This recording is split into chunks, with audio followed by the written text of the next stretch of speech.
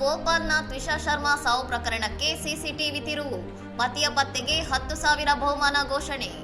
ಭೋಪಾಲ್ನ ಕಟಾರ hills ವ್ಯಾಪ್ತಿಯಲ್ಲಿ ನಡೆದ ತ್ವಿಷಾ ಶರ್ಮಾ ಸಾವಿನ ರಹಸ್ಯ ಭೇದಿಸಲು ನೆರವಾಗುವ 2 ಮಹತ್ವದ ಸಿಸಿಟಿವಿ ವಿಡಿಯೋಗಳು ಲಭ್ಯವಾಗಿದ್ದು, ತನಿಖೆಗೆ ಹೊಸ ತಿರುವು ಸಿಕ್ಕಿದೆ.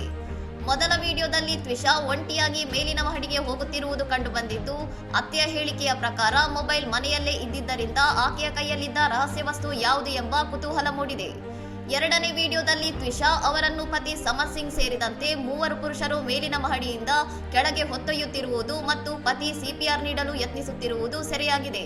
ತ್ವಿಷಾ ಪೋಷಕರು ಇದು ವರದಕ್ಷಿಣೆ ಕಿರುಕುಳ ಮತ್ತು ಕೊಲೆ ಎಂದು ಗಂಭೀರ ಆರೋಪ ಮಾಡಿದ್ದು, ಇದಕ್ಕೆ ಪೂರಕವಾಗಿ ನನ್ನನ್ನು ಇಲ್ಲಿಂದ ಕರ್ಕೊಂಡು ಹೋಗಿ ಎಂದು ತ್ವಿಷಾ ತಾಯಿಗೆ ಕಳುಹಿಸಿದ್ದ ವಾಟ್ಸ್ಆಪ್ ಸಂದೇಶಗಳು ಸಿಕ್ಕಿವೆ.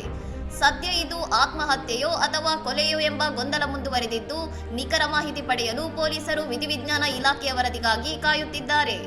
ಘಟನೆಯ ಬಳಿಕ ಆರೋಪಿ ಪತಿ ಸಮರ್ ಸಿಂಗ್ ತಲೆಮರೆಸಿಕೊಂಡಿದ್ದು, ಆತನ ಪತ್ತೆಗಾಗಿ ಪೊಲೀಸರು 10,000 ಇನಾಮು ಘೋಷಿಸಿ ಹುಡುಕಾಟ ತೀವ್ರಗೊಳಿಸಿದ್ದಾರೆ. ಇನ್ನಷ್ಟು ಸುದ್ದಿಗಳಿಗಾಗಿ ನೋಡ್ತಾ ಇರಿ ಸೌರಂ ಟಿವಿ.